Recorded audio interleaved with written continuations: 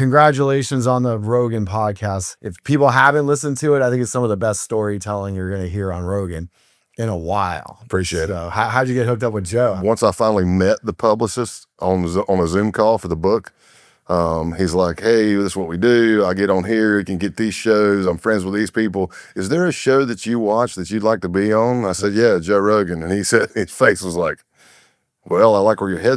That's the top. And I said, I know.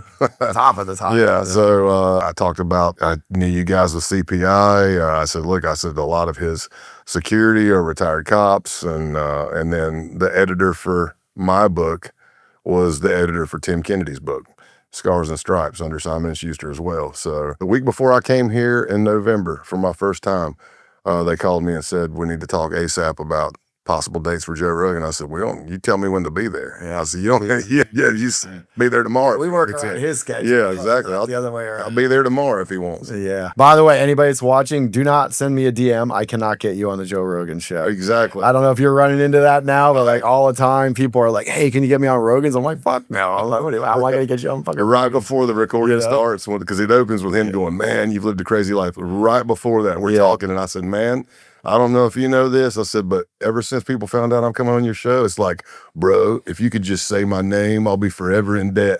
Text messages, emails, phone calls, and then it's, hey, here's 2 business cards. I need to give one to Joe, and then give one to, and then they're like, Scott, you need your own shirt with your website. Yeah, I don't even know how long I know Joe, 20 plus years through jiu-jitsu. Yeah. Right. And even when I first started, I knew Eddie, Eddie Bravo, and I started going to train with Eddie Bravo. Yep.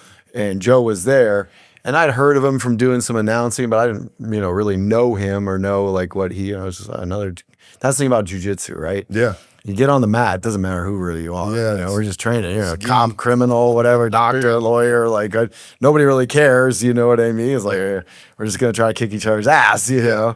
And, but so you couldn't happen to a better guy, Joe, the more you get to know him, the greater you realize how cool he is. I mean, just immediately, he's like, thank you so much for coming out. So thank you, Frank. I mean, forever grateful, for everything that he's amazing. Even long before CPI, he was a super supporter of On the Mat, my jiu-jitsu brand. Yeah, you wear my gear. Hey, send me another box, and I do photo shoots in them and stuff. So, I mean, yeah. I doubt Joe's listening, but if you are, thanks, bro.